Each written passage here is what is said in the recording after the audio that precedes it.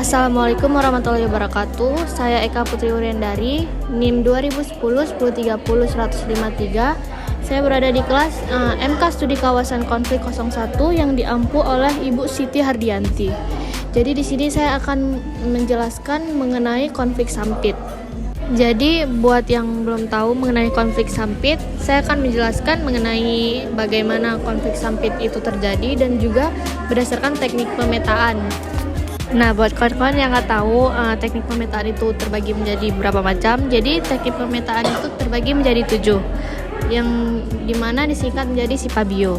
Jadi yang pertama tuh S-nya itu berupa source. Source itu merupakan sumber. Lalu ada I itu merupakan issue. Nah, lalu ada P yaitu parties atau pihak yang terlibat. Dan juga ada A yaitu attitude yang merupakan sikap. Lalu ada B, behavior, yaitu perilaku. Dan juga ada I, intervensi. Dan yang terakhir ada O, yaitu outcome atau hasil akhir. Nah, di sini saya mau menjelaskan mengenai konflik sampit secara singkat.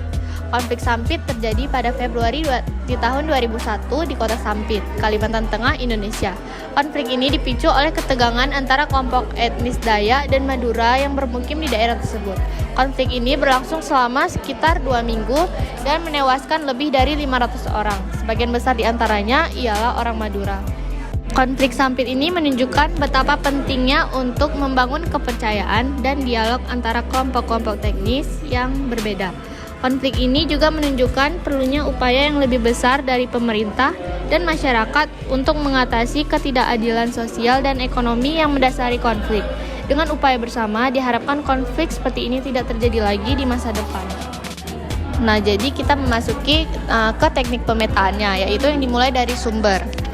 Sumber konflik ini dipicu oleh insiden kekerasan antara anggota kedua suku pada Februari di tahun 2001 yang berujung pada pembantaian dan pembakaran rumah serta pemukiman di daerah tersebut. Bentrokan ini menewaskan ratusan orang dan memaksa ribuan orang mengungsi. Selama konflik, terdapat laporan adanya aksi saling serang, pembunuhan, pemerkosaan, dan kekerasan antar suku. Kurangnya keamanan, kehadiran milisi bersenjata, dan ketidakmampuan aparat keamanan untuk mengendalikan situasi juga berperan dalam eskalasi konflik. Faktor sosial, ekonomi, dan politik yang menjadi penyebab konflik perang sampit. Namun, penting untuk dicatat bahwa kasus ini kompleks dan dapat melibatkan berbagai faktor yang lebih dalam dan juga terperinci. Nah, untuk isu yang muncul dalam konflik sampit ini, yang pertama itu ada yang namanya persaingan ekonomi. Persaingan ekonomi ini terdapat persaingan antara suku Dayak yang mayoritas sebagai penduduk asli Kalimantan dan suku Madura yang merupakan migran dari Pulau Madura. Persaingan ini terutama terjadi dalam sektor perburuan ikan dan kayu yang menjadi sumber mata pencarian utama kedua kelompok. Lalu yang kedua, adanya perselisihan tanah. Konflik tanah antara suku Dayak dan suku Madura juga menjadi faktor pemicu. Kedua kelompok saling klaim atas kepemilikan tanah dan sumber daya alam di daerah tersebut. Lalu yang ketiga, adanya ketegangan sosial. Ketegangan antara suku Dayak dan suku Madura juga terkait dengan perbedaan budaya, bahasa, dan agama. Perbedaan-perbedaan ini yang memperumit hubungan antara kelompok dan memicu prasangka serta stereotip negatif. Lalu yang keempat, adanya kehadiran milisi bersenjata. Konflik perang sampit juga melibatkan kelompok-kelompok milisi bersenjata dari kedua suku. Keberadaan milisi inilah yang memperburuk situasi keamanan dan menyebabkan eskalasi kekerasan. Lalu yang terakhir, adanya kelemahan penegakan hukum. Ketidakmampuan aparat keamanan untuk mengendalikan dan meredakan konflik menjadi isu kritis. Kelemahan penegakan hukum di wilayah tersebut dapat memperpanjang durasi dan tingkat kekerasan konflik. Nah, pihak yang terlibat pada konflik perang sampit ini yang pertama adanya suku Dayak. Nah, suku Dayak ini merupakan kelompok penduduk asli Kalimantan Tengah.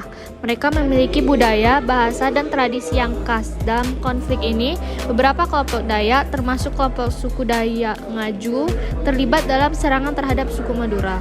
Lalu yang kedua, ada suku Madura. Suku Madura berasal dari Pulau Madura di Jawa Timur dan telah bermigrasi ke Kalimantan Tengah. Mereka memiliki bahasa dan budaya sendiri. Suku Madura menjadi sasaran serangan oleh beberapa kelompok suku Dayak dalam konflik ini. Lalu yang ketiga, ada aparat keamanan. kehadiran aparat keamanan seperti polisi dan tentara Indonesia terlibat dalam upaya menangani dan mengendalikan konflik tersebut. Namun, kelemahan dan ketidakmampuan aparat keamanan dalam mengatasi kekerasan menjadi salah satu kritik utama dalam konflik ini. Lalu yang keempat, adanya kelompok milisi. Selain suku Dayak dan suku Madura, terdapat juga kelompok milisi bersenjata yang terlibat dalam konflik. Kelompok ini seringkali terdiri dari individu yang memiliki agenda sendiri atau yang ingin melindungi kelompok etnis mereka. Lalu kita memasuki attitude ataupun sikap. Nah, sikap yang terjadi pada konflik Perang Sampit ini yang pertama adanya pembantaian dan pembunuhan massal, yaitu terjadi serangkaian pembantaian dan pembunuhan massal di mana anggota suku Dayak menyerang dan membunuh anggota suku Madura serta pun sebaliknya. Tindakan ini menyebabkan korban jiwa yang cukup tinggi. Lalu yang kedua, adanya serangan dan pembakaran pemukiman. Pada banyak kesempatan, pemukiman suku Madura menjadi target serangan oleh kelompok-kelompok suku Dayak dan juga sebaliknya. Serangan ini seringkali diikuti dengan pembakaran rumah dan pemukiman yang mengakibatkan kerugian material yang signifikan. Lalu yang ketiga, adanya pengungsian massal. Akibat kekerasan dan ancaman yang terjadi selama konflik, ribuan orang terpaksa mengungsi meninggalkan rumah dan pemukiman mereka untuk mencari perlindungan dan juga keamanan. Lalu yang keempat, adanya kekerasan seksual. Ada laporan tentang tindakan kekerasan seksual yang dilakukan selama konflik, termasuk pemerkosaan terhadap perempuan dari suku Madura oleh anggota suku Dayak. Lalu yang terakhir, ada perusakan tempat ibadah. Beberapa tempat ibadah seperti masjid dan gereja menjadi sasaran serangan dari perusakan selama konflik. Hal ini mencerminkan dimensi religius yang terlibat dalam konflik ini. Nah, untuk teknik pemetaan yang kelima yaitu adanya behavior, yaitu perilaku. Lalu perilaku yang terjadi pada konflik Perang Sampit ini yang pertama adanya pembunuhan dan pemenggalan, yaitu terjadi pembunuhan massal dan individu, di mana korban dianiaya dan dibunuh dengan cara yang sadis. Lalu yang kedua, adanya serangan dengan senjata tajam. Kelompok bersenjata menggunakan senjata tajam seperti perang, kapak, dan pedang dalam serangan mereka. Serangan-serangan ini dilakukan secara membabi buta dan mengakibatkan luka-luka serius dan kematian. Lalu yang ketiga, adanya pembakaran rumah dan pemukiman. Banyak rumah dan pemukiman yang menjadi sasaran pembakaran dengan maksud mengusir dan menghancurkan aset milik kelompok lain. Pembakaran ini menyebabkan kerugian material yang besar dan memaksa banyak orang menjadi pengungsi. Lalu yang keempat, adanya kekerasan seksual, yaitu terdapat laporan tentang tindakan pemerkosaan dan kekerasan seksual terhadap perempuan selama konflik ini terjadi. Lalu yang kelima, adanya penyiksaan dan penyiksaan psikologis. Beberapa korban mengalami penyiksaan fisik dan penyiksaan psikologis yang kejam. Tindakan ini mencakup pemukulan, penganiayaan, penyiksaan dengan alat-alat tajam, serta ancaman dan penghinaan yang merendahkan. Lalu yang terakhir, adanya perusakan tempat ibadah dan simbol-simbol agama. Beberapa tempat ibadah seperti masjid dan gereja masih menjadi sasaran serangan dan perusakan. Simbol-simbol agama juga dihancurkan dengan tujuan memicu konflik etnis dan religius. Lalu teknik pemetaan yang keenam yaitu adanya intervensi. Selama konflik Perang Sampit, pemerintah Indonesia terlibat dalam upaya untuk mengendalikan situasi dan mengakhiri kekerasan. Beberapa bentuk intervensi yang dilakukan, yang pertama adanya penyebaran pasukan keamanan. Pemerintah mengirim pasukan keamanan seperti polisi dan tentara ke dalam konflik untuk memulihkan keamanan dan ketertiban. Pasukan ini ditempatkan untuk mengendalikan situasi, mencegah serangan lebih lanjut, dan melindungi warga sipil. Lalu yang kedua, adanya evakuasi dan pengungsian. Pemerintah juga terlibat dalam upaya evakuasi dan pengungsian warga yang terancam kekerasan. Mereka diarahkan ke tempat yang lebih aman seperti pos pengungsian untuk melindungi mereka dari serangan. Lalu yang ketiga, adanya penegakan hukum. Pemerintah berusaha menegakkan hukum dan menuntut pelaku kekerasan agar bertanggung jawab atas tindakan mereka. Lalu yang keempat, adanya rekonsiliasi dan dialog. Setelah konflik mereda, pemerintah berupaya untuk memfasilitasi rekonsiliasi dan dialog antara suku Dayak dan suku Madura. Ini melibatkan pertemuan antara pemimpin suku, kelompok masyarakat, dan organisasi yang bekerja untuk mengatasi perbedaan dan memulihkan hubungan antara kedua kelompok. Lalu yang terakhir, adanya bantuan kemanusiaan. Pemerintah dan organisasi bantuan kemanusiaan memberikan bantuan darurat kepada korban konflik, termasuk penyediaan makanan, air, tempat tinggal sementara, perawatan medis, dan juga dukungan psikososial. Nah, kita memasuki hasil akhir pada konflik Perang Sampit ini.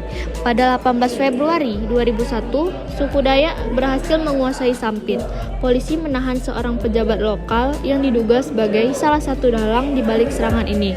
Orang yang ditahan tersebut diduga membayar 6 orang untuk memprovokasi kerusuhan di Sampit. Kemudian, ribuan warga Dayak mengepung kantor polisi di Palangkaraya sembari meminta pembebasan para tahanan. Permintaan mereka pun dikabulkan oleh polisi pada 28 Februari tahun 2001. Militer berhasil membubarkan massa Dayak dari jalanan. Dari konflik Sampit ini, sedikitnya 100 warga Madura dipenggal kepalanya oleh suku Dayak. Konflik Sampit sendiri mulai mereda setelah pemerintah meningkatkan keamanan, mengevakuasi warga, dan juga menangkap provokator. Untuk memperingati akhir konflik ini, dibuatlah perjanjian damai antara suku Dayak dan Madura. Guna memperingati perjanjian damai tersebut, maka dibentuklah sebuah tugu perdamaian di konflik Sampit. Baik, hanya itu yang dapat saya jelaskan mengenai konflik Sampit beserta teknik pemetaannya. Mohon maaf jika ada kekurangan ataupun kesalahan. Wassalamualaikum warahmatullahi wabarakatuh.